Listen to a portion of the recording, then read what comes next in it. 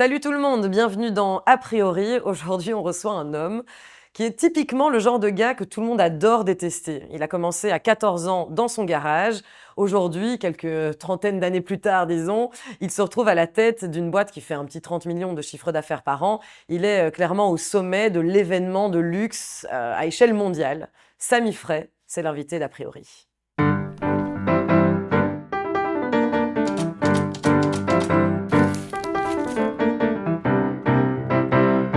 Bonjour Samy. Bonjour Katharina. Ouais, quel grand sourire, t'es très content d'être là. Moi, je suis toujours heureux quand tu m'invites, je viendrai partout. Ben nous, on est super ravis de te recevoir. On va parler de plein de choses. On va essayer de comprendre ton parcours parce qu'aujourd'hui, tu es à la tête d'une méga boîte. On va pas entrer dans les détails entrepreneuriaux, mais disons que c'est une vraie success story. Tu es actif dans plein de pays. Moi, j'aime toujours bien donner cette image que tes puces électroniques sont dans la grande sphère de Las Vegas parce que je trouve que c'est une belle image pour dire que aujourd'hui, tu as réussi. Oui, alors, on peut le dire comme ça. En tout cas, j'ai atteint mes objectifs d'enfance. Voilà. Donc, ça veut dire que quand j'étais petit avec mon frère et qu'on était tous les deux dans notre petite chambre, avec notre lit superposé, eh ben, notre rêve, c'était d'avoir une belle et grande entreprise. Je pense qu'on a atteint et je pense qu'on l'a même dépassé.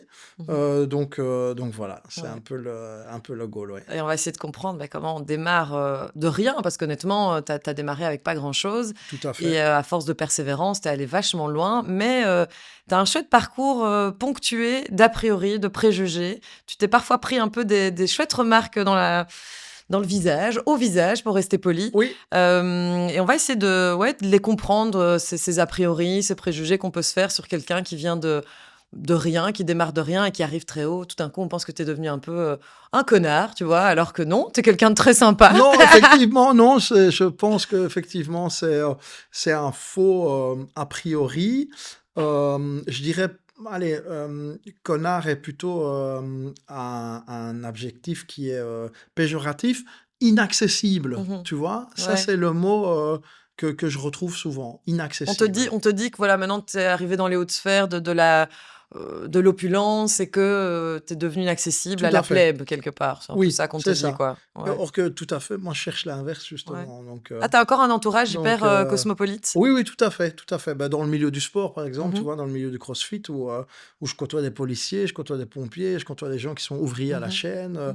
des chauffeurs de camions, etc. Et on s'entraîne tous ensemble dans un Ouais. objectif commun, c'est s'améliorer, améliorer nos performances Mhm. sportives, et on va même faire des compètes ensemble, etc., etc. Et on discute de plein de choses de gauche et de Ouais. droite. Mais effectivement, oui, on a d'autres gens qui disent, oui, mais enfin, toi, voilà, t'es au-dessus du lot. Ben non, en fait, moi, Mhm. je viens pour faire du sport comme vous.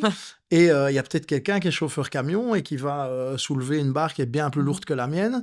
Donc voilà, il faut toujours regarder à gauche et à droite et essayer de s'améliorer dans différents points de Ouais, vue, ça, quoi. c'est peut-être l'a priori qui me fascine le plus.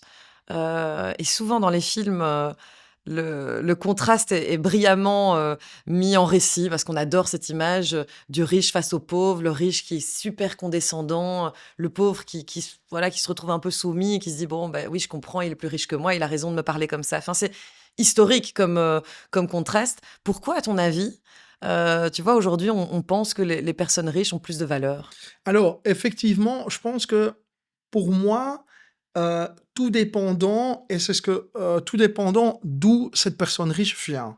Et donc, là où il y a une grosse, grosse différence, où on fait la différence entre quelqu'un qui vient d'une famille riche de génération en génération, et donc qui a malheureusement été baigné dans ces Mhm. codes de la richesse et, je dirais, dans cette idéologie que notre famille et que Mille ça fois vient mieux de que les génération, autres. on est mieux que les autres. Et donc, si tu es baigné là-dedans, mais malheureusement, tu te Mhm. comportes comme ça, comme tes parents, tes grands-parents, etc., etc., voilà. Tout dépendant, évidemment, les éducations.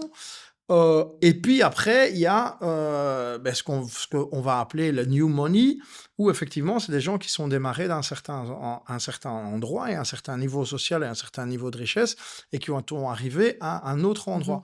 Alors, effectivement, dans ce type de gens aussi, ben, effectivement, il y a des gens qui ont très très vite oublié d'où ils viennent, ce qui n'est pas le cas pour moi, Mhm. pas du tout. Et justement, je ne sais pas si tu as lu cet article sur Elon Musk, où une des clés du succès de Elon Musk, et il disait, mais enfin, pourquoi ce gars est tellement successful, pourquoi? Et en fait, il y a un objectif dans sa psychologie, dans sa façon de réfléchir, où Elon Musk s'est dit toujours, moi, je peux encore tout perdre. Je peux me retrouver à la rue avec une pancarte, aidez-moi, dans les rues et dans les quartiers Silicon Valley. Et il a toujours cette mentalité de dire, en fait, moi, il peut m'arriver une grosse merde et je peux tout perdre. J'ai cette mentalité aussi. Alors, est-ce que c'est quelque chose qui est négatif? Oui, non. Mais j'ai cette mentalité de dire, effectivement, en tant qu'entrepreneur, il peut y avoir quelque chose qui se passe très, très mal. On peut tout perdre et on peut se retrouver à la rue. Donc, essayons de regarder un petit peu en arrière, de voir d'où on vient, de voir l'évolution. Et essayons de garder ce capital qu'on a créé, mais surtout de le faire fructifier pour les générations futures. Ça, c'est vrai que c'est hyper intéressant. Moi, j'ai pas lu l'article, j'ai lu sa biographie entière, qui est un wow. énorme pavé, mais qui se ça, lit super j'ai vite. pas commencé. C'est vraiment passionnant et ça revient à de nombreuses reprises. Le mec voulait pas spécialement faire de l'argent et ça, personne ne le croit. Tout le monde pense que si tu te fais de l'argent, c'est que ton objectif dans la vie, c'est d'être riche. Et il y a toujours aussi un a priori sur la motivation. Moi, je voulais te poser une petite question et ne vous inquiétez pas, chers auditeurs, chères auditrices, on va revenir sur le parcours pour que vous compreniez à qui on a affaire. Mais est-ce que ça t'est déjà arrivé de mépriser des pauvres? Et vraiment, sois tout à fait honnête. Moi, je l'ai déjà fait, je le sais. De mépriser des personnes pauvres, un peu parce qu'elles sont pauvres, sans vraiment raison, mais parce qu'il y a une petite animosité du fait qu'elles soient pauvres. Non, pas du tout.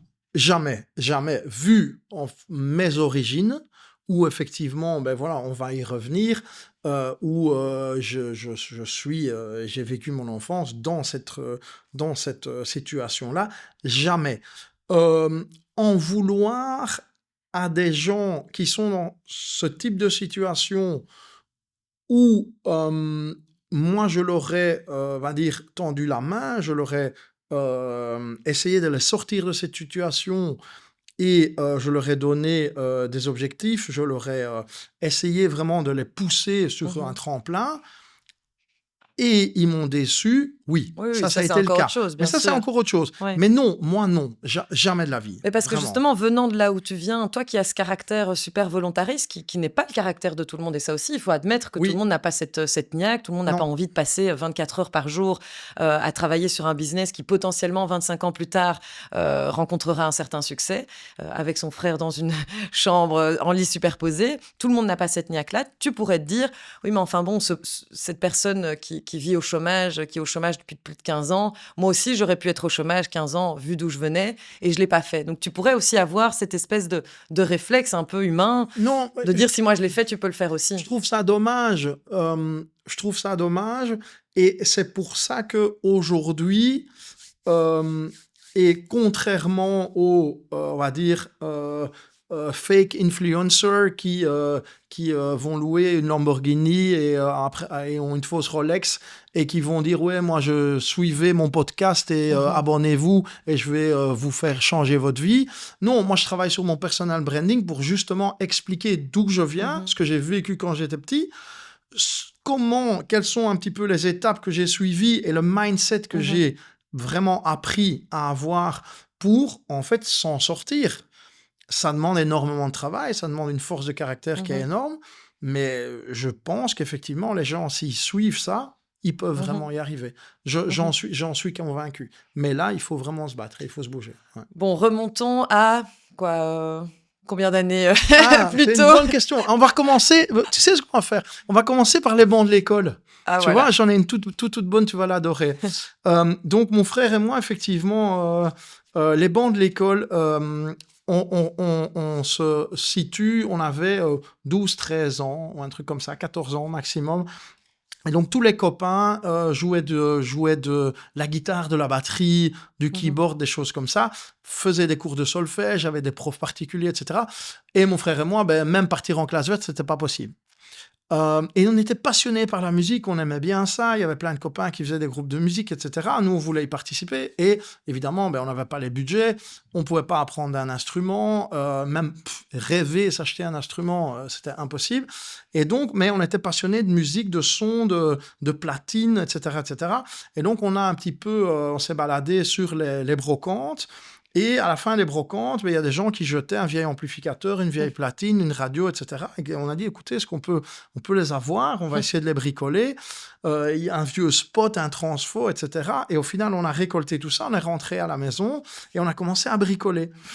Et donc, je veux dire, la petite anecdote qu'on raconte toujours, mais ça, c'est vraiment dans le côté de nous, c'est qu'un jour, on n'avait pas de bois pour faire des caissons de haut-parleurs. Et donc, la seule garde-robe qu'on avait dans notre chambre, on a décidé de la découper. Et découper les portes de la garde-robe et on a vissé les haut-parleurs dedans, on a mis des transfos, etc. On a fait nos premières enceintes. Et donc, notre maman est arrivée dans notre chambre, elle a vu du bois partout, de la sciure, etc. Elle dit, mais qu'est-ce que vous avez fait? On a fait des superbes enceintes. On a fait des superbes enceintes et tous nos vêtements étaient dispersés partout dans la chambre, sur le lit, en dessous du lit, etc., etc. Mais on avait nos premières enceintes avec les portes de la garde-robe. Voilà. Donc, tu parles de ta maman, juste pour qu'on comprenne le milieu dans lequel tu évolues. Donc, ton père est jardinier, entrepreneur indépendant. Ta maman est femme au foyer. Et donc, ma maman était infirmière et puis elle a laissé sa carrière de côté pour aider mon papa. Et donc, il faut savoir qu'effectivement, c'est création de jardin, parquet jardin, etc. C'est quand même un boulot qui est très, très, très dur. Donc, on voyait mon papa qui était vraiment crevé, qui revenait, qui était plein de terre, etc., avec son camion, qui devait encore décharger des plantes, des feuilles, des arbres, des trucs le soir, etc. Et qui, en plus, tu le dis toi-même, n'avait pas forcément la fibre entrepreneuriale. Alors, pas du tout. On l'a vite remarqué, où effectivement, on va dire que mon papa, il aimait les gens, c'était quelqu'un qui était un peu artiste, etc. Et donc, qui dit en général très bon artiste, dit très mauvais businessman. Donc, j'en ai Attention, c'est un a priori, on va appeler un effectivement, artiste. C'est vrai. Et on va lui demander si c'est vrai, tiens. Qui nous rejoignent tout de suite. Mais en tout cas, c'était le cas de mon papa. Et effectivement aussi un petit peu trop confiant, un peu trop naïf. Et donc, il achetait des mauvaises choses. Il se faisait souvent avoir avec les prix. Il laissait des clients payer trop tard. Et puis finalement, les clients ne le payaient jamais. Et donc, voilà. Et tout un tas de choses dans lesquelles mon frère et moi on a été baignés. Et on les a subies de plein fouet. Parce que, effectivement, qu'est-ce qui se passait? C'est que mon papa achetait du gazon en rouleau pour faire le jardin de quelqu'un, des hêtres et des charmes et des trucs comme ça. Et puis, il allait faire tout le jardin de cette personne et puis la personne ne le payait jamais. Et donc, lui, il avait payé son fournisseur ou une partie de son fournisseur. Et puis là, maman disait, écoutez, on va pas savoir faire les courses cette semaine parce que le monsieur, il n'a pas payé papa. Donc, voilà. C'est arrivé que ta maman te dise ça comme ça de but en blanc? Oui, plein de fois. Et alors, vous mangiez quoi? Qu'est-ce qui... C'était très compliqué. Donc, c'est pour ça que, par exemple, moi, j'adore faire les courses au supermarché. C'est un truc que j'adore. Parce qu'effectivement, quand on était petit, quand on faisait les courses, c'est que papa avait été payé d'un client ou de l'autre, et on pouvait acheter des trucs au supermarché. Ouais. Donc, c'était vraiment cool. Donc, voilà, ça, c'était un peu pour la petite anecdote. Et tu as un souvenir, excuse-moi, mais de souffrir de ça un moment ou pas, où tu disais que c'était comme ça? Quand même. Parce qu'évidemment, à partir du moment où tu arrives, on va dire, enfance, début de l'adolescence, etc., tu vois les autres, quoi. Tu vois les autres qui arrivent à l'école dans des belles voitures, et toi, tu arrives dans une camionnette à côté des gazons au rouleau. Ton jean c'est sale parce qu'il y a encore des arbres et des planches et des trucs et tu arrives à l'arrière de la camionnette et on te dépose à l'école comme ça, quoi. Donc effectivement, oui, il y a des a priori, on montre du doigt, etc. Et évidemment, ça forge un peu le caractère, quoi. Et c'est là que tu te dis, écoute, on va trouver un truc pour s'en sortir, quoi. Donc voilà. Et donc vient l'histoire de... On récolte, on commence à faire nos propres haut-parleurs, on bricole, on répare des amplis, on soude une lumière, un spot. Alors, on n'avait pas l'argent pour s'acheter un spot, donc on a fait une caisse en bois où on a pu retrouver l'ampoule d'un côté, le transfo de l'autre. etc. Et au fur et à mesure, ben, le groupe de l'école se réunissait et nous, on faisait les haut-parleurs, on trouvait une petite table du mixage, qu'on a un vieux micro et on Oui, avançait pour comme des ça. événements scolaires, quoi, de votre école. Exactement. Ouais, Et puis ouais. pour la fête des scouts, et Ouais, puis ouais. des louveteaux, et puis le basket, et puis le football, et puis ça Mhm. grandit, et puis alors on devient DJ, quoi. Tu vois, mon frère et moi, on était les DJ. Et là, la Et là, popularité commence un petit peu et quand là, même tout à doucement, prendre. voilà, on était montré du doigt parce qu'on était les vilains petits canards pauvres de l'école, mais là, Ouais. les deux là, ils se débrouillent pas mal, ils font de la Mhm. chouette musique, etc., etc. Et donc la popularité monte un peu en puissance. Et puis je me rappelle toujours la petite anecdote sur les bancs de l'école où effectivement un prof fait un tour de table. Et on était, je pense, en cinquième année, donc à la veille de la réto. Ils disent, mais qu'est-ce que vous allez faire comme études après la réto, etc. Et donc, il y en a qui disent, ah ben moi, je vais faire architecte, moi, je vais faire le droit, moi, je vais faire médecine, etc. Et ça arrive à moi. Hein. Et donc, il me dit, mais Samy, tu vas faire quoi? Je dis, mais moi, je vais faire DJ. Et alors là, évidemment, le prof éclate de Mais rire. enfin. Éclate de rire, la classe éclate de rire de plus belle. Donc évidemment, tu vois comment moi je me sens, j'ai 16, 17 ans, mais je me suis pas laissé de monter. Et puis il arrive à calmer la classe, et puis il dit, mais allez Samy, c'est pas sérieux, et tu crois vraiment que tu vas gagner ta vie avec ça allez, vraiment... et donc il me dit, tu penses que tu vas gagner combien? Et alors là, à ce moment-là, ben moi, je prends un temps d'arrêt et je calcule parce que j'avais fait une petite soirée là, et puis j'avais mixé à telle fête, et puis j'avais mixé dans une discothèque, etc., etc., etc. Et j'avais, à l'époque, on va dire 17 ans, quand même un bon 1500 euros, 1500 euros par week-end. Donc, à l'équivalent de 4000 euros par mois, hein, donc à l'époque en francs belges. Et donc là, je lui dis, bah, écoutez, environ 3-4 000 euros par mois. Voilà. Il éclate de rire. Toute la classe éclate de rire, mort de rire, etc. Il calme la classe et puis il dit, Samy, allez, sérieusement, est-ce que tu crois vraiment qu'un jour, tu vas gagner ce montant-là? C'est 2 fois plus qu'un prof d'UNIF ou quoi? Et là, très calme, je dis, Je le monsieur, gagne déjà. je les gagne déjà. Voilà. Et Énorme. là, c'est fini. 20 ans après, il est venu me trouver, il me l'a ressorti. Il m'a ressorti cette anecdote. Non, mais n'empêche, Donc, c'est voilà. hyper. Allez, là, on sourit parce que c'est une anecdote qui prête à sourire, mais ça dit tellement Tout à fait. de regard qu'on peut jeter sur certaines situations. Voilà. Et ça crée tellement de préjugés, en fait, et d'a priori au sein même d'une classe où on Ouais. sait que c'est à ce moment-là qu'on est censé quand même un peu encourager l'adolescent. On va quoi. dire, on stigmatise. Ouais. On stigmatise quelqu'un qui a un parcours qui est totalement différent. Mhm. Alors évidemment, heureusement pour moi, enfin, ou peut-être malheureusement pour moi, je ne suis pas devenu le nouveau David Guetta. Je gagnerais peut-être encore beaucoup mieux ma vie. Mais évidemment, on a vite changé de direction. Et donc, donc moi, j'ai fait des études en business. Mon frère a fait des études en électronique et en doctorat, en acoustique, etc., etc. Je t'arrête déjà parce que Ouais. tu gagnais tellement bien ta vie à 18 ans passés avec les week-ends de DJ. Pourquoi tu as entrepris des études? Alors, merci papa. Ça, c'est la question. Ça veut dire qu'effectivement, mon papa, qui lui avait juste un diplôme d'architecte de jardin, me disait toujours, non, et me disait toujours, écoute, il faut faire des études. Il faut faire des études, point barre, point barre, point barre. Point barre, hors de question. Et donc, nous, mais évidemment, sortis de réto, on dit, on a un truc qui tient la route, on fait des fêtes, etc., machin. On n'était pas du tout, on faisait des concerts, etc. On dit, non. Non, mon papa a dit, il en est hors de question, tu commences à faire des études.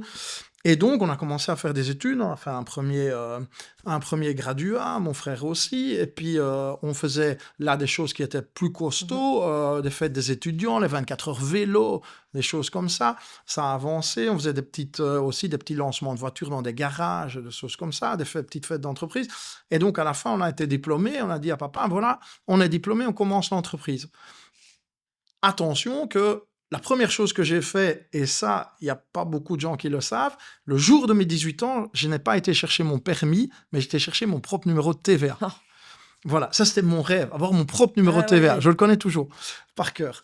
Et donc, parce qu'en fait, à partir de 13, 14, 15 ans, j'allais chez des grossistes en Flandre, je prenais le train, etc. Et j'achetais du matériel avec le numéro de TVA de mon papa, avec mon propre argent.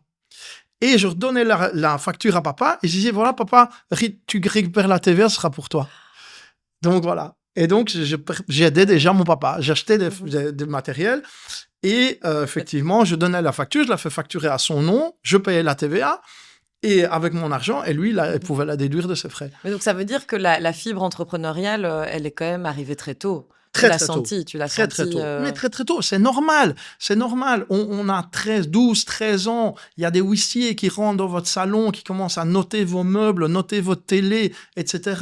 Et pourquoi? Parce que effectivement, ben, c'est une réaction en chaîne. Un client qui n'a pas payé son jardin, mon papa ne s'est pas payé, il avait très peu de personnel, il ne s'est pas payé son fournisseur. Et donc, évidemment, le fournisseur ben, atteint une action. Et donc, évidemment, au final, ça ne se paye pas, ça prend. Donc, il y a un huissier qui vient. Et donc, on vient... Petit message à tous ceux qui ne payent pas les factures en temps et en heure, parce que c'est un truc qu'on entend tellement des entrepreneurs. Mais on est bien d'accord, mais bien sûr. Et effectivement, moi, je l'ai vécu quand j'étais petit, et je l'ai vécu des dizaines et des centaines de fois. OK, donc mon papa n'était pas un bon entrepreneur et chef d'entreprise, en tout cas un gestionnaire financier, c'est ce qu'on peut dire. Mais effectivement, voilà, il y a des choses qui sont des catastrophes familiales et qui viennent effectivement de l'argent et de petites entreprises, de petits indépendants qui n'ont pas été payés et où les gens s'en foutent complètement. Et moi, je l'ai vécu quand j'étais petit, effectivement. On avait très souvent des huissiers qui venaient noter nos meubles, etc., etc. Il a toujours été géré à la fin en dernière limite. Je pense qu'on n'a jamais, de mes souvenirs, on n'a jamais été saisi, mais c'était quand même prenant, quoi. Quelqu'un qui dit, bah, écoutez, demain, je reviens. Prenant et ça peut être même traumatisant pour un enfant qui ne comprend pas encore complètement le concept même d'échange financier, de travail. Moi, je me souviens quand j'étais petite, je pensais qu'il fallait aller à la banque pour retirer de l'argent. Et voilà, et que cet argent était quelque part entre les murs et qu'il suffisait de la retirer. Mais c'est le cas de beaucoup d'enfants. C'est le cas de beaucoup d'enfants. Et moi, justement, où j'en avais 9 ou 10 ans, et effectivement, où j'en parlais, je m'en souviens très bien, j'en parlais avec des copains, et je disais, mais voilà, etc. Et alors, effectivement, mon petit copain à l'école, il me disait, mais c'est pas grave, ton papa, il va à la banque et il va chercher de l'argent. Ouais, mais moi, je dis, mais t'as pas compris, t'es con, quoi. Il n'y a plus d'argent à la banque, tu vois. Et le gars dit, mais si, c'est la banque, il y a de l'argent à la banque. Mais non, il y en a pas. Mon papa, il en a plus à la banque. Mais il a qu'à en demander. Mais non, on va pas lui donner. Donc, à 9 ou 10 ans, j'avais déjà compris ça. Donc, tu avais déjà bien compris. Ouais, j'avais déjà compris ça. Et très vite, tu as compris aussi que la voie entrepreneuriale, business, préviendrait peut-être de la situation que tu as vécue quand tu étais petit. Justement pas, parce que mon papa m'a dit, ne sois jamais entrepreneur. Ouais, sois salarié quelque part. Sois salarié. Et donc, le goal, c'était, son but, c'était vraiment de dire, voilà, fais des hautes études et un très, très beau poste quelque part, sois salarié, touche ton salaire qui tombe du ciel par miracle tout le mois. Et effectivement, ne te casse pas la tête avec ça. J'ai fait tout le contraire, évidemment. Et ça t'a jamais traversé l'esprit de te dire, je vais candidater auprès d'une grande boîte qui fait ce que j'aime, hein, mais que ce soit pas la même. Il en est hors de Je vois que tu me regardes avec un regard noir, je oule là. Il en est hors de question. Okay. Il en est hors de question.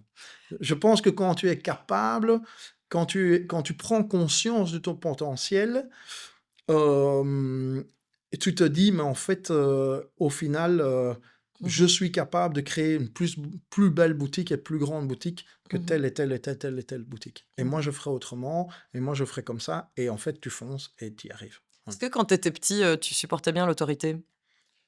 J'étais quand même un peu cancre. Effectivement, j'étais quand même un peu cancre, pas le sale gamin. Tu réussissais à l'école, ça oui, allait bien? ça va. Oui, franchement, j'avais pas besoin de beaucoup de temps d'études pour pouvoir réussir. Et tu conscientisais déjà que c'était important de réussir justement pour la grande destinée que tu te réservais? Justement, j'en ai pris conscience plus tard. Où effectivement, on va dire qu'on a fait des premières études, puis on a dit à papa, on lance la boîte, puis il a dit non, vous faites encore d'autres études, donc on a fait d'autres études. Au final, on a fait l'équivalent, on va dire, de 9 ans d'études supérieures. Donc moi j'ai fini par un MBA au Vlerick à Gand, voilà, mon frère a fait des postes universitaires, etc. Mais au final, là où je dis merci papa, parce que là où il a bien compris que il nous aurait jamais, ni mon frère et moi, à être cadre dans une entreprise, ce qu'il nous a dit, voilà, ok, si maintenant votre boîte se casse la gueule, vous devez avoir des diplômes pour pouvoir Ouais. avoir une belle position dans une entreprise en tant qu'employé. L'autre pendant de faire des grandes études, c'est effectivement de pouvoir apprendre grâce, et j'ai beaucoup appris au Vlery à Gand lors de mon MBA, de comment gérer la croissance de ton entreprise et de comment, en fait, avoir des gens qui vont t'aider, que ce soit des directeurs financiers, des comptables, des avocats, des gens qui gèrent tes patents, etc., et de pouvoir être assis autour de la table et comprendre ce qu'ils Ouais. racontent. Parce que ces gens sont universitaires. Et donc, quand on parle de CAPEX, quand on parle d'investissement, quand on parle d'amortissement, quand on parle de Tu dois l'euri, comprendre le langage, quoi. quand on parle avec un banquier qui te dit, bah, écoute, oui, ton crédit de caisse, ce sera Euribor plus X%, moyenné, etc. Si tu comprends pas, tu te fais... Enfin, ou tu es dans la mauvaise direction, ou tu n'es pas à ta place. Et donc là, effectivement, grâce au fait de faire des études, et des études de finance, etc., ben effectivement, on arrive à comprendre, on arrive à suivre, et on arrive à mieux diriger son entreprise et à la faire grandir. Et est-ce que tu penses que ça peut contribuer aussi à te donner une légitimité en tant qu'entrepreneur qui vient d'un petit milieu et qui arrive comme ça et qui petit à petit fait face à des grands du milieu? Est-ce que ça t'a parfois mis dans une posture plus confortable de dire attendez, moi je viens de là, et quelque part donner confiance? Oui, effectivement. Surtout, effectivement, on va dire que si tu es face moi, je regarde toujours plus haut, et face à des géants de notre secteur ou de notre marché, ce sont des gens qui se sont formés. Ce sont des gens qui sont bien entourés, ce sont des gens qui vont effectivement gérer des chiffres d'affaires qui sont bien plus hauts que les vôtres. Et quand tu discutes avec eux, ben non seulement tu cherches à apprendre de ce qu'ils ont à dire, etc., mais tu dois aussi être capable de comprendre dans la direction dans laquelle ils vont, dans leur stratégie, dans leur vision, etc., etc. Si tu n'as pas ces bases, qui pour moi sont des bases scolaires, universitaires, avec des termes qui sont réutilisés dans l'entreprise, dans le monde entier, là, tu es perdu. Le deuxième point qui est super important, ce sont les langues. Je connais énormément d'entrepreneurs qui sont très très bons dans ce qu'ils font, qui n'ont pas forcément fait d'études universitaires et qui sont bloqués dans une taille d'entreprise pour deux raisons. Les langues, parce qu'ils parlent que français et donc ils sont cantonnés à la Wallonie ou en tout cas au nord de la France. Et la deuxième chose, effectivement, les connaissances, on va dire, universitaires mais comment tu fais pour être indépendant en personne physique et puis créer une société, et puis cette société en créer plusieurs SPRL ou plusieurs SA, et puis créer un holding, et puis créer une filiale à l'étranger, etc., etc. Tu dois pouvoir gérer ça. Tu dois pouvoir comprendre ce que ton directeur financier ou ton comptable te dit. Et si tu n'as pas appris ça à l'école... Mais toi, les langues, elles sont venues de façon naturelle. C'était bilingue à la maison ou pas? Alors, non, pas vraiment. C'est arrivé plus tard lors de mes stages où j'ai vite compris effectivement que quoi qu'il arrive, la langue usuelle du business et dans le monde entier est l'anglais.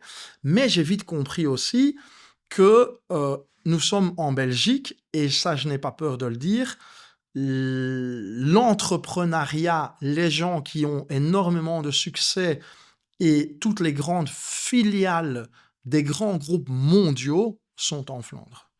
Et donc, c'est pour ça que j'étais le petit Wallon qui faisait ses stages en Flandre, qui voulait comprendre, qui voulait savoir, qui voulait connaître cette mentalité.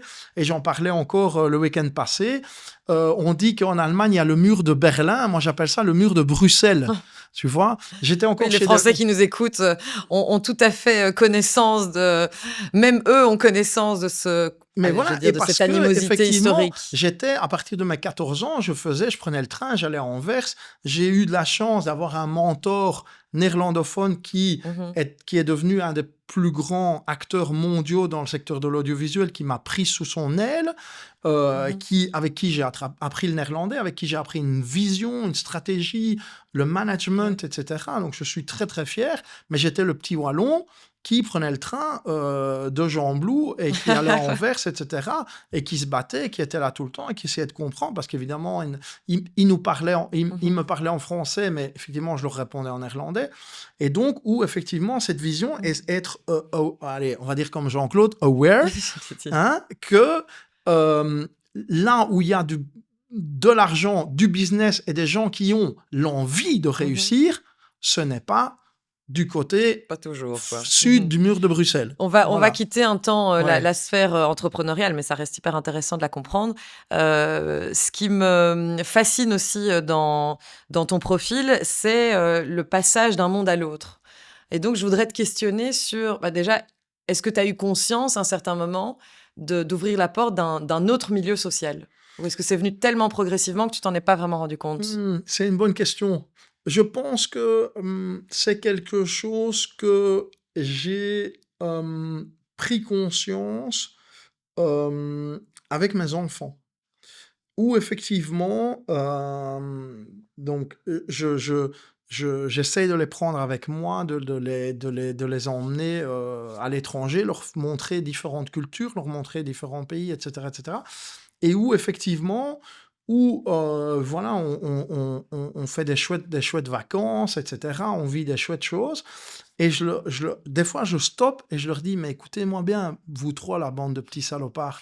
Je dis, vous vous rendez compte qu'une génération avant, c'est-à-dire moi et votre tonton, c'était des vacances toutes pourries dans une voiture toute pourrie, à la mer, à manger des boîtes en conserve de sardines, quoi.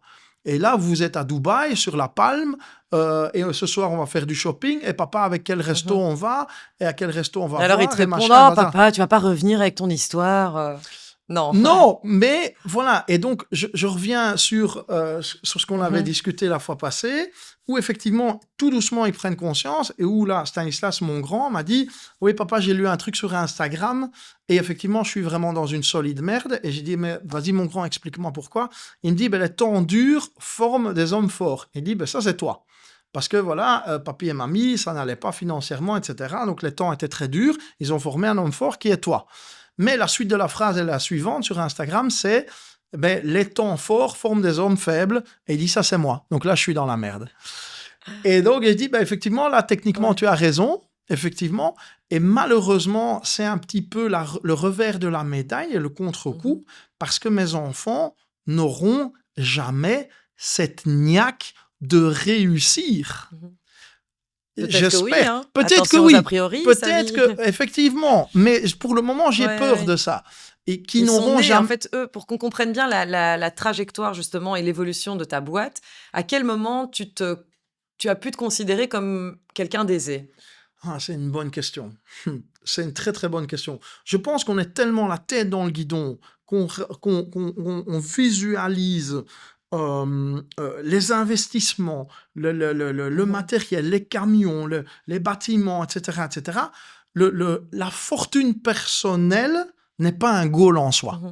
Ce n'est pas un goal en soi. En tout cas, en tant qu'entrepreneur. Je connais certains entrepreneurs qui, effectivement, disent moi, je vais m'acheter telle belle montre, telle voiture, tel truc, et qui en font un goal.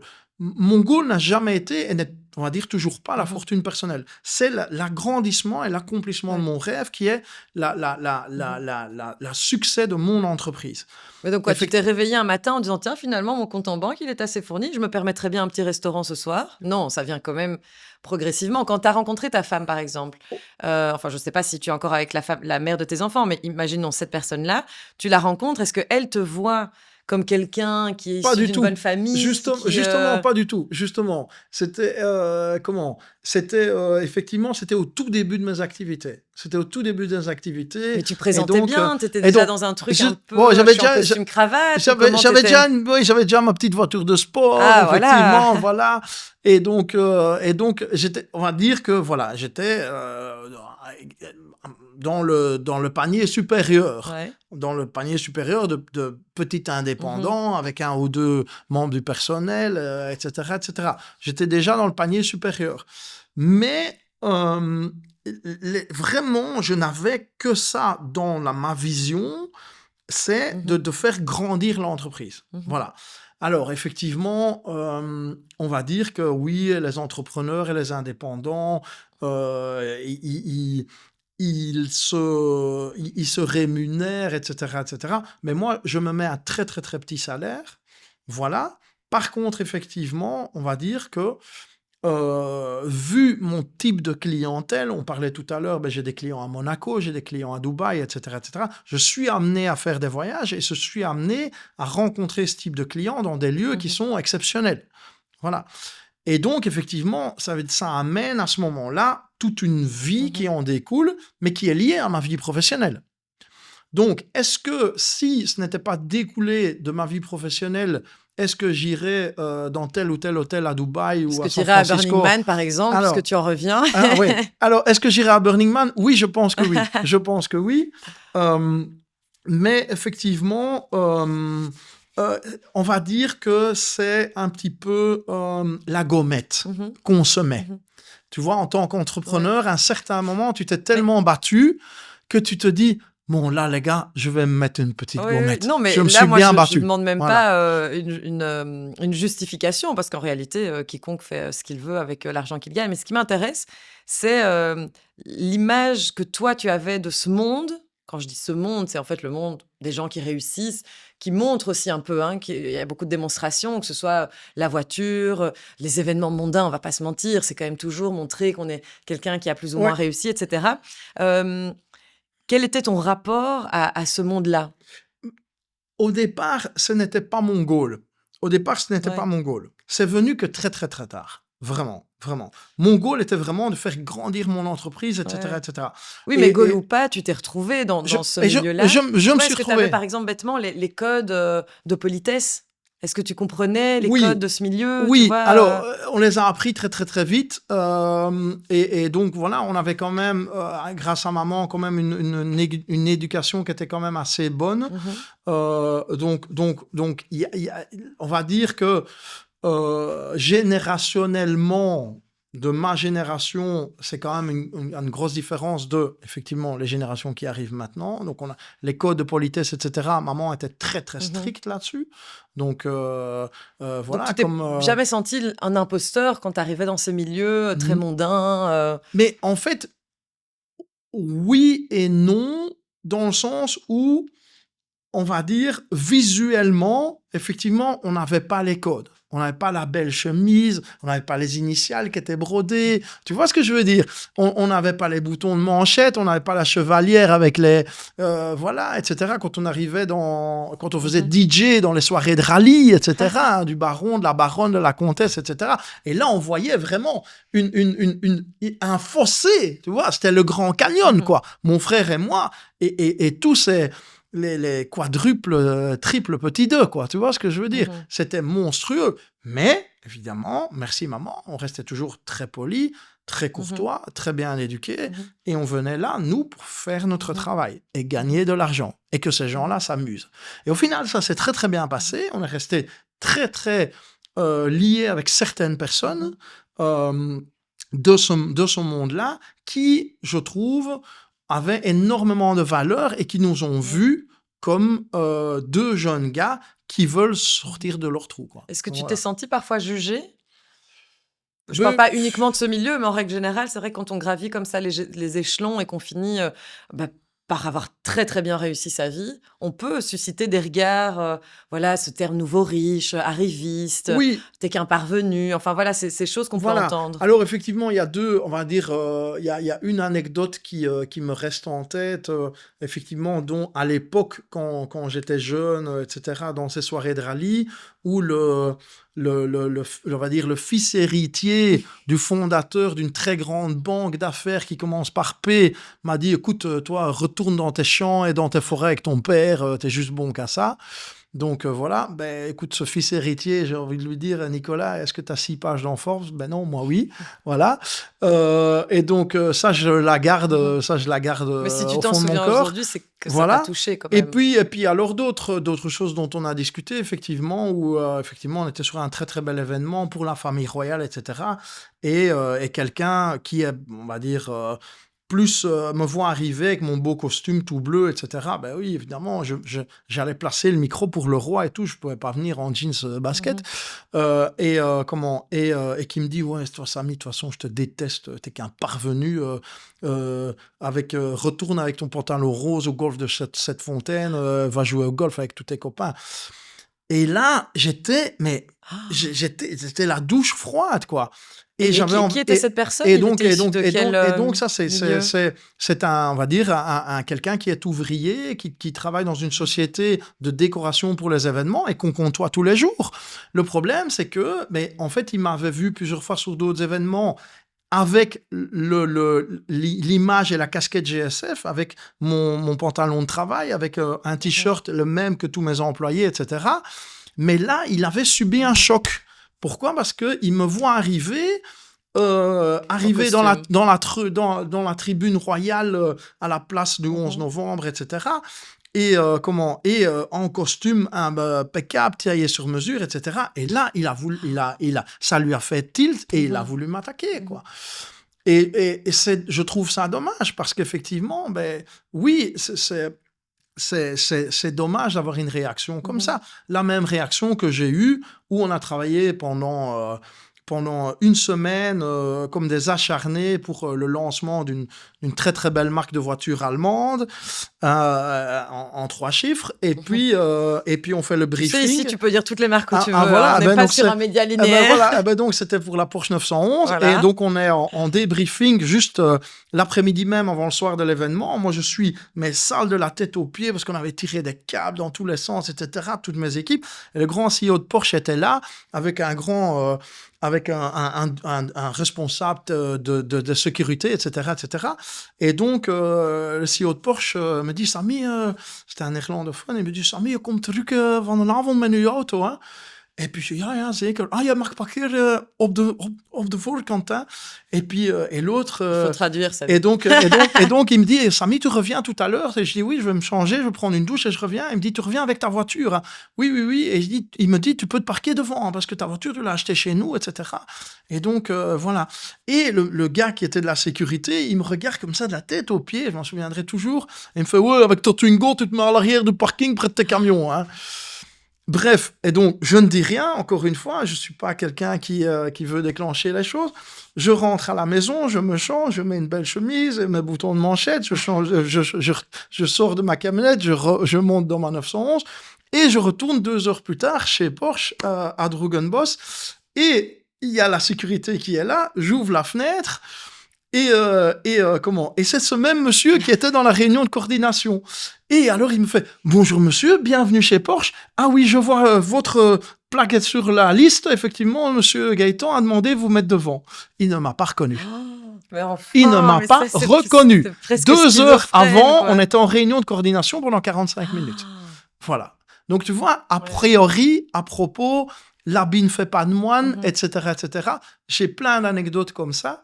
Il ne m'a pas reconnu. Ça, c'est dingue. Donc, je suis 2 heures plus tôt en habit de travail, remonté dans ma camionnette avec mes équipes, et j'étais un autre homme. Il ne m'a pas reconnu. Excellent exemple qui témoigne tellement de ces a priori qui n'ont aucun fondement. Parce que c'est triste. Là, pour le coup, c'est la même personne, le même cerveau, la même trajectoire de vie, dans 2 vêtements différents, et on te traite la première fois un peu comme une sombre merde, et la deuxième fois en grand prince. Mais je me souviendrai toujours. Ouais, ta Twingo, tu l'as mis à l'arrière avec tes camions. Et tu vois, pourquoi ça suscite? Pourquoi encore aujourd'hui? Mais surtout, le truc, c'est que le CEO de Porsche Belgique vient de dire quelque chose, et le gars conteste.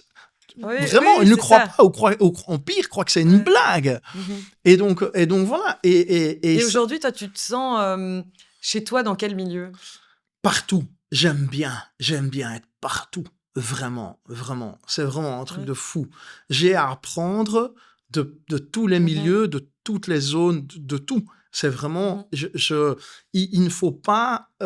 se quantifier et rester dans une zone parce que sinon tu n'as pas ce développement personnel et donc ça veut dire que tu as à apprendre avec plein de gens peu importe du milieu qu'ils sont et à analyser et à voir en fait tiens mais telle personne fait ça, telle personne a dit ça, tiens mais lui il fait ça, mais comment il fait lui? Et donc le but c'est effectivement de travailler sur son développement personnel et de dire mais en fait j'ai à apprendre de plein de gens. Et peu importe de quel horizon, de quelle origine ils viennent, de quelle classe sociale ils viennent, je vais essayer de les côtoyer, de voir comment ils vivent, ce qu'ils racontent, ce qu'ils font, et peut-être d'apprendre quelque chose. Pour moi, être un peu, en fait, meilleur. ou être un petit peu plus alerte de ce qui se passe autour de moi, quoi. C'est drôle parce que quand on prend le temps de parler avec toi, et c'est aussi pour ça que je t'ai invité aujourd'hui, tu as vraiment un parcours, hyper touchant et on sent que tu es très humain dans ta façon d'aborder les choses et pourtant tu es un peu la personnification des gens qu'on adore détester.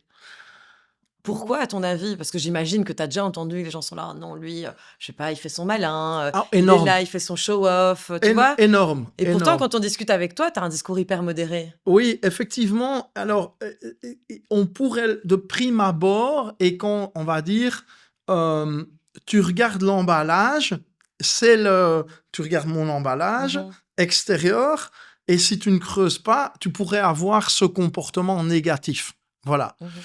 Mais effectivement, plus j'avance et plus... Enfin voilà, à Burning Man, j'ai rencontré des gens qui sont formidables, j'ai rencontré des gens qui sont milliardaires, comme j'ai rencontré des gens qui sont... quelqu'un qui est Mmh. prof de yoga et chaman Mmh. en Amérique du Sud, quoi. Et tu as des bonnes interactions avec plein de gens. Et effectivement, si tu ne creuses pas, que tu n'essayes pas de savoir... Eh ben, tu te mets une sorte de barrière comme ça, ou une sorte de bouclier de protection, où tu dis, ouais, non, mais lui, c'est un connard, lui, il Mmh. est inatteignable, lui, machin. Ben non, en fait. Il se prend la tête, il comprend pas ce qu'on vit, alors que toi, tu as mis les mains dans le cambouis, Ah à ben 12 ans, là, oui, quoi. ça se peut dire que des Ouais. exemples, j'en ai des bien pires Mmh. que ça, quoi. Je veux dire, mais papa et Mmh. maman indépendants, il n'y avait pas de chômage. Mmh. Il n'y avait pas de chômage. Donc voilà, donc si t'as rien qui rentre, t'as rien qui Mmh. rentre sur le compte. Donc Mmh. voilà, donc il faut se démerder. Donc effectivement, ouais, c'est un peu quelque chose où je Mmh. dis oui, ok, effectivement, des fois on a des discussions avec beaucoup de zéros, des investissements, des trucs, certains un Mmh. peu, voilà, on parle d'un bâtiment un certain montant. Je dis, ah bah oui, ça, c'est bien, ça c'est pas cher, il faut investir, Mmh. etc. Puis il y a des gens qui disent, mais enfin, t'es complètement fou, hein. Et voilà, mais Ouais, ouais. tout est Mmh. relatif en fait. Et l'idée, c'est quoi? Moi, j'essaie toujours de regarder en arrière, mais en avant aussi. Je fais pas mal d'analogies au sport, parce que voilà, je fais beaucoup de crossfit. De dire, tu es dans une salle de sport, dans un cours collectif, regarde à gauche de toi, ça c'est peut-être ce gars qui est à gauche de toi, il veut peut-être en fait devenir toi et avoir ton niveau. Mais regarde à droite de toi, Mmh. et en fait, toi tu veux peut-être avoir le niveau du gars qui est à Mmh. droite. C'est la même chose dans la vie, en fait. Moi, j'aimerais bien, enfin, dans mon club de CrossFit, il y a des mecs qui font des compètes, ils sont dans l'équipe nationale, etc. C'est des monstres, quoi, c'est des Ouais, ouais. bêtes. Et je les regarde, je dis, oh, putain, ça fait 4 ans que je m'entraîne, j'arriverai Mmh. jamais à faire ça. Mais je continue, et petit à petit, je gagne mes batailles.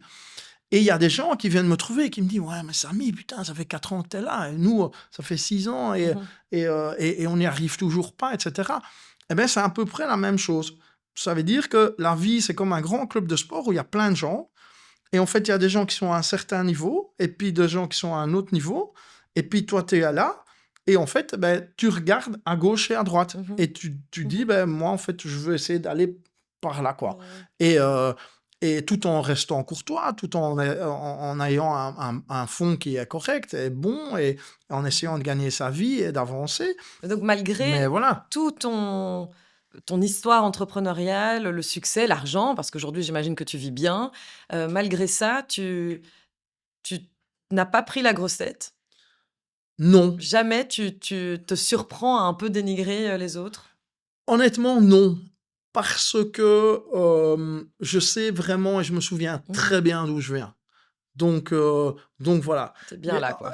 oui, vraiment Mmh. bien ancré là-dedans, très, très, très important pour moi. Ce que je n'aime pas, c'est effectivement, et où là ça m'énerve, mais les gens qui, en fait, on va dire, se morfondent un peu sur leur sort, etc., et qui disent, ouais, mais enfin, moi, j'y arriverai pas, etc., etc., etc. J'ai envie de le dire, Mmh. mais Et qui bouge-toi, mettent pas bats-toi, qui mettent rien en lève-toi à 5 place. heures du matin, Ouais, cours, fais quelque chose. Oui, mais j'ai pas de voiture. Eh ben, tu prends le train, je m'en fous. Moi, je prenais le train. Je me tapais Jean-Blou, Anvers. Bah, c'était un Mmh. truc de fou, quoi. Je mettais 2 heures pour aller à mon stage. Mmh. J'étais même pas payé, quoi. J'étais pas payé, j'allais à mon stage pour apprendre, quoi. Mmh. Et donc voilà, et c'est pas très compliqué.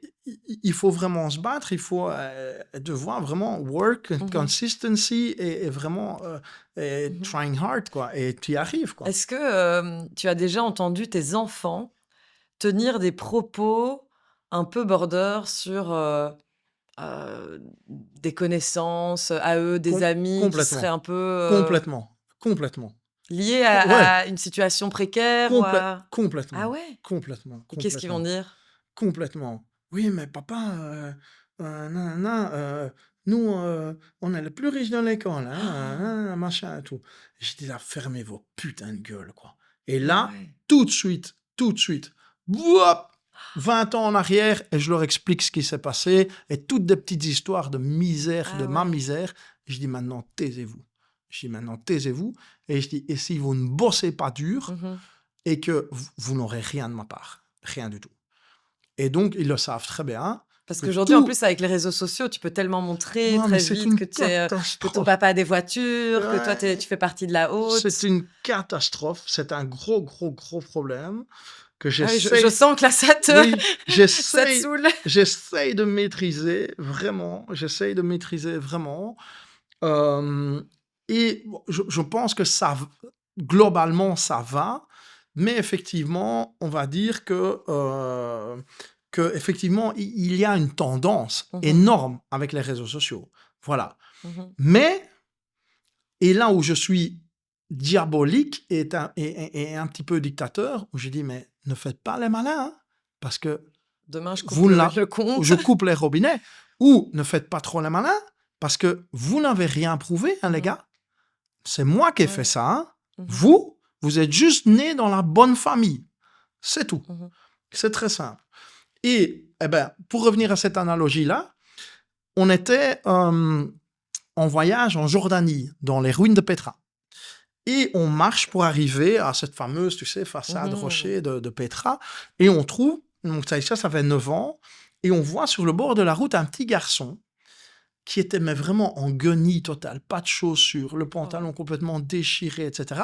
Et qui vendait des petits cailloux des ruines de Petra, et qui essayait de vendre ça pour gagner un tout petit peu d'argent.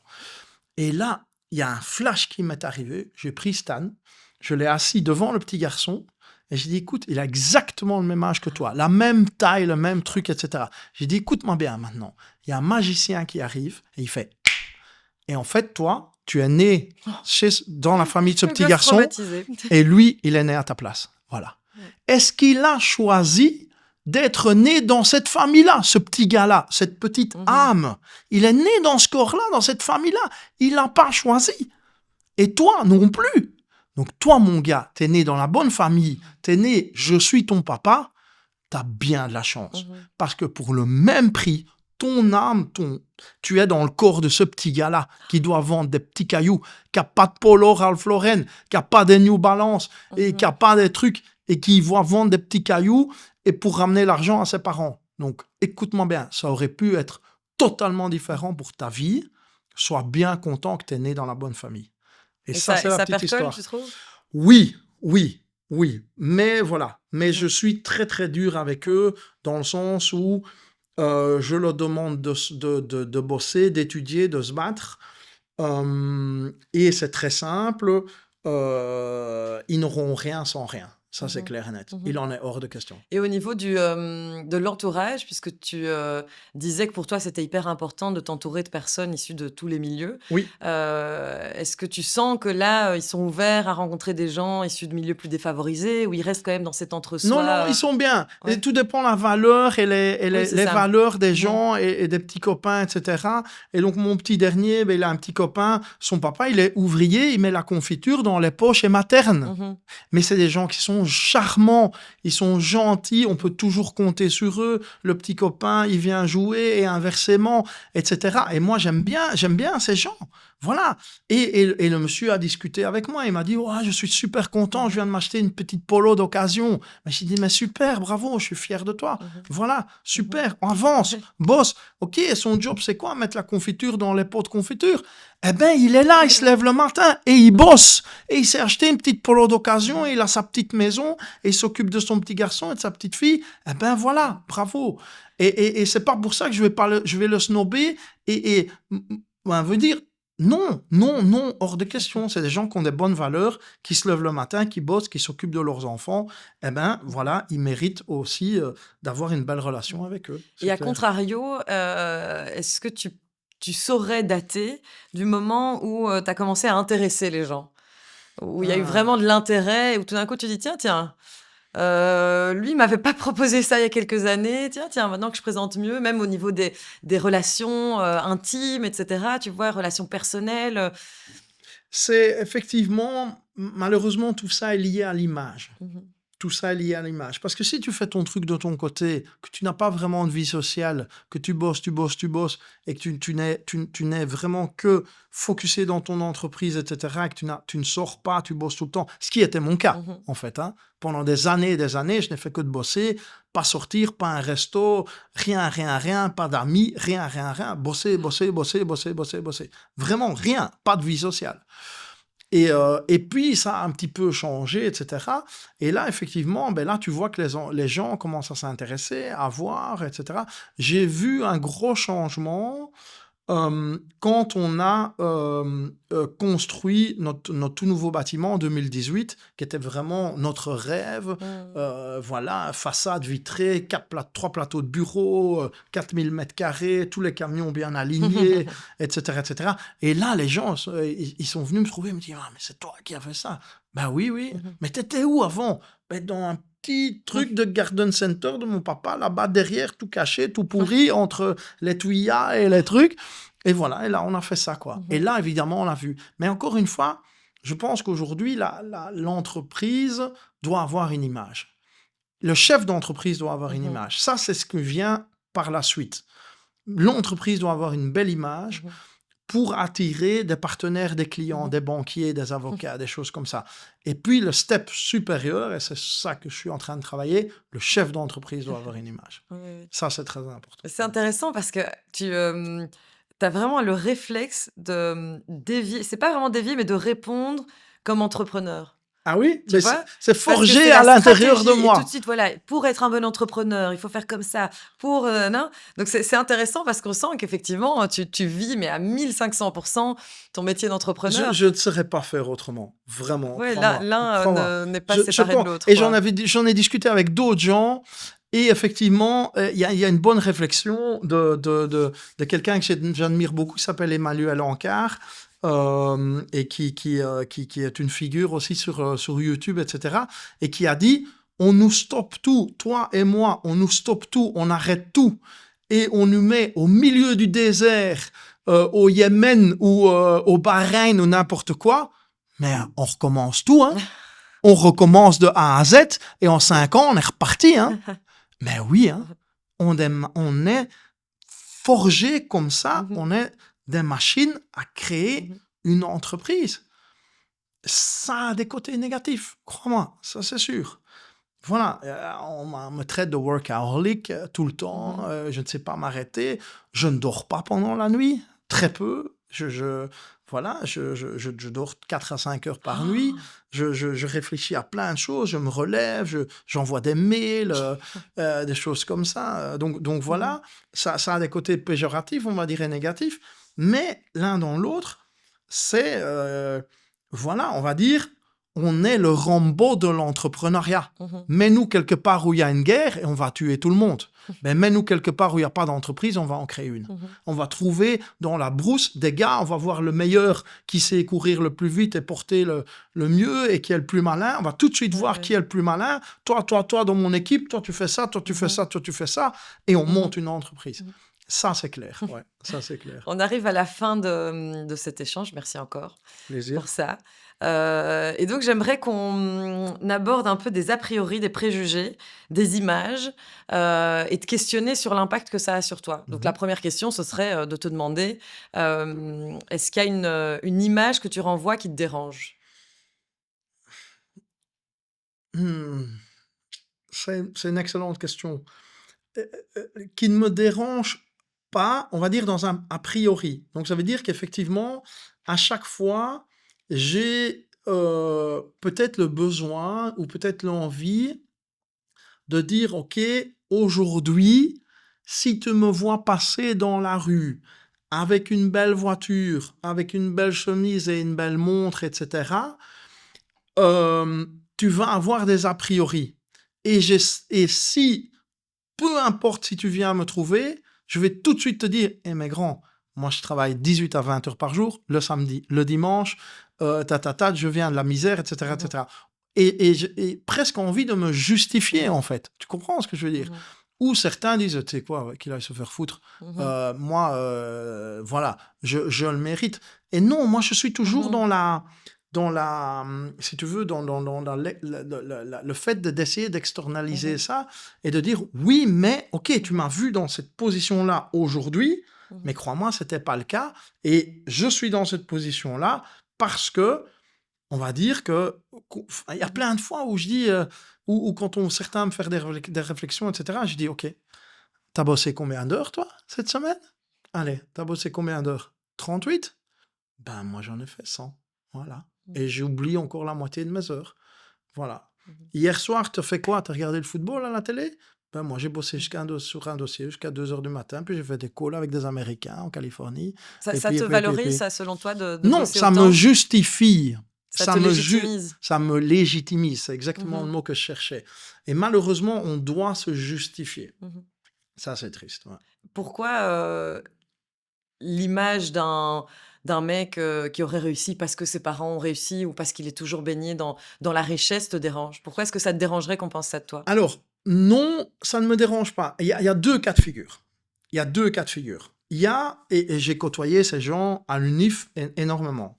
Premier cas de figure, où quelqu'un qui vient d'une famille de génération en génération très riche, famille d'entrepreneurs, et qui, lui, succède à son père et son grand-père et continue le business et fait croître le business, pardon.